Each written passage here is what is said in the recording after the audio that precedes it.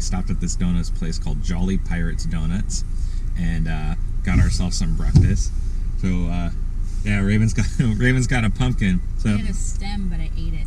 Yeah, it's a really cute little shop, and they've got a deli too. It's another one of those hole-in-the-wall places which tend to always have like the best stuff. So I got a strawberry jelly donut, and we're gonna munch these down and then make our way down to the rest of the way to Huntington.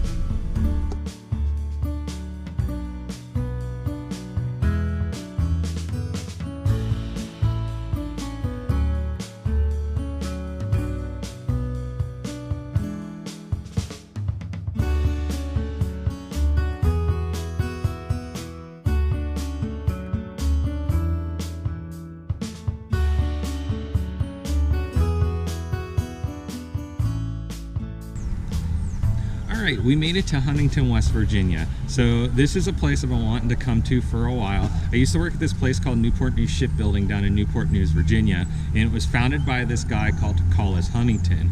So Collis Huntington used to be the majority share owner of this company called Chesapeake Ohio Rail Line, and what they would do was take coal from West Virginia and Ohio and take it on trains all the way down to Newport News, where they would load it on the ships to go all over the East Coast.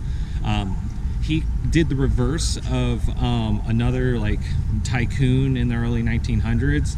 God, I can't remember his name. I'll put it on the screen somewhere. But the guy's nickname was the Commodore, and he sold all of his shares in steamboats for shares in rail lines. Well, Collis Huntington did the opposite of that. He sold all of his shares in the railroad and built Newport News Shipbuilding. And this is back in like 1890 something.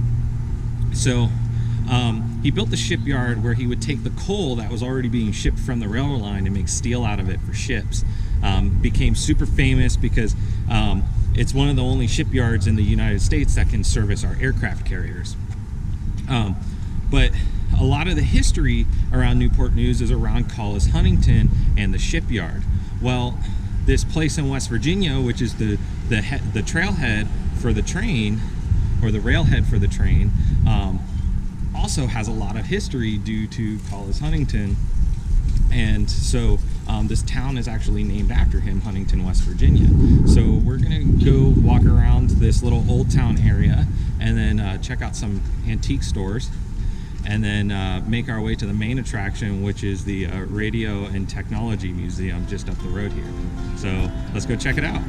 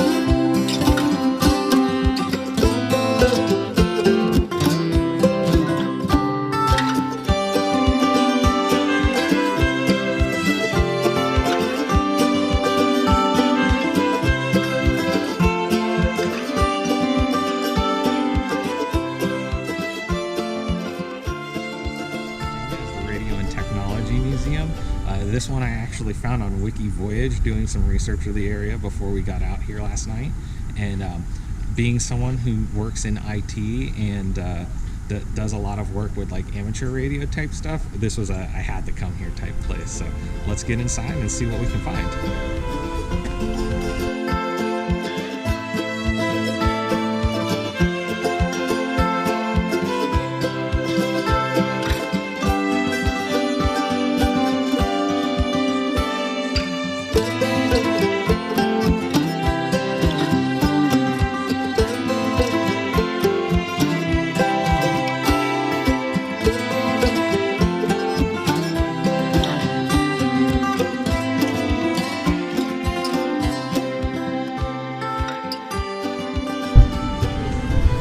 so I've broken away from the tour group for a minute because there's something I want to show you guys here.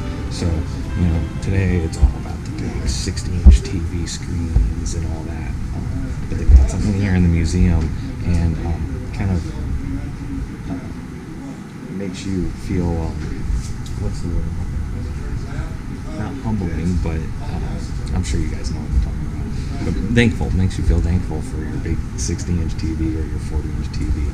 And it's this. This is something that you would keep in your living room. This would be your living room TV. You've got a radio on this side, and then this was the family TV screen.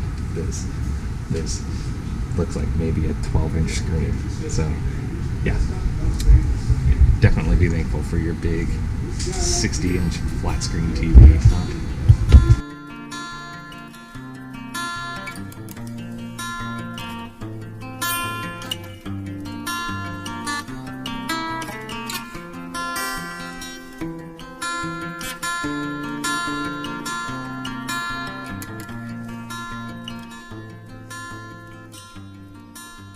Alright, so I know I kind of just walked through this room, but I wanted to come back and circle around and show you some cool things.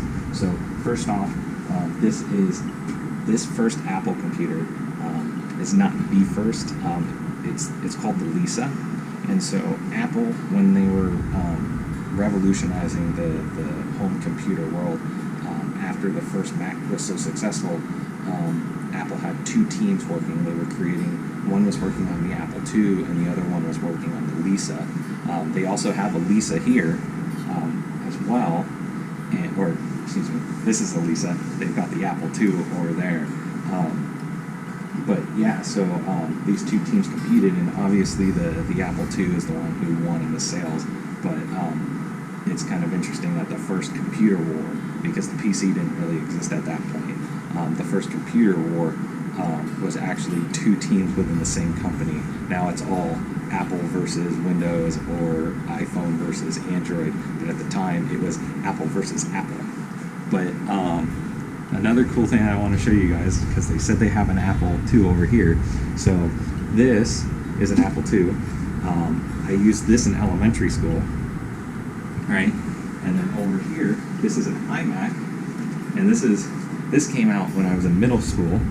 So, and this is the computer I used in middle school. So you have over here, this is what I played Oregon Trail on when I was in, 5th grade. And then over here, you have what I played, this like weird dinosaur game where you're a dinosaur with this like little like space blaster, and you went back in time to like capture a dinosaur. And it's really like esoteric game, but it was super fun, and it ate up a whole lot of my time in 7th grade. So two huge chunks of my childhood here, which is kind of awesome.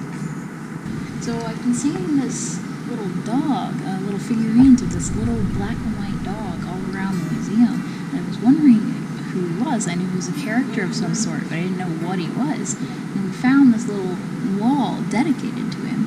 And there's a little bit of information about him. His name was Nipper, and he was found as a stray in England by a guy named MacLeod. And he was adopted by him. He got that name because he was a fan of nipping at people's ankles. And when he passed away, his brother adopted that dog. And his brother, he was a struggling artist. And he had seen this dog looking at this radio cocked in his head.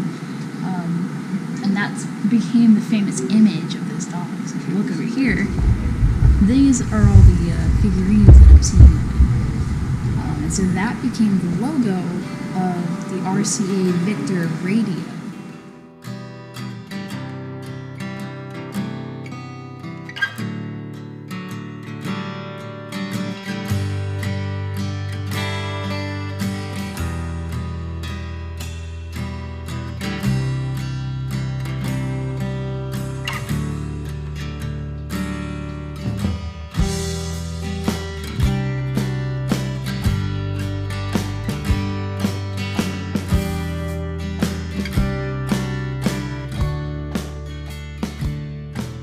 This room is full of shortwave radios. I don't really have a good way to explain what a shortwave radio is and how it works, but the reason we're here is because this is how I got into IT and radios.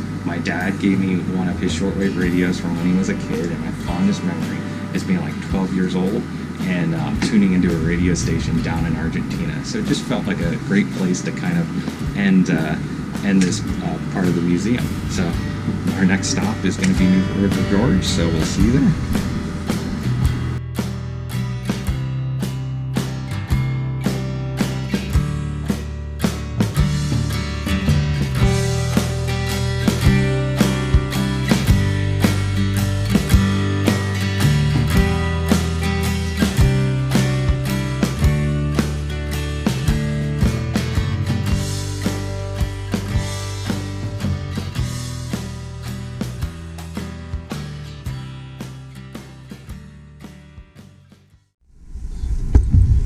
Good morning, Wonder Pounders. We're here near New River Gorge.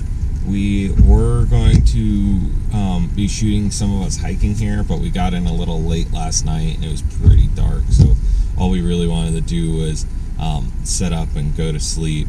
So unfortunately, none of that, but we are actually going to come back here and do New River Gorge because it's actually something that's also been on our list for a while to do. Also, it's a national park, so gotta do that. But yeah, as you can see, it's pretty rainy last night. We broke down our sleeping area in the back of Raven's car, so we're gonna finish eating our donuts for breakfast and hit the road, and we'll see you next time. As always, leave a comment somewhere that you'd like us to see. It's mainly on the East Coast right now. Like and subscribe if you'd like to see more videos, and as always, get out there and keep exploring.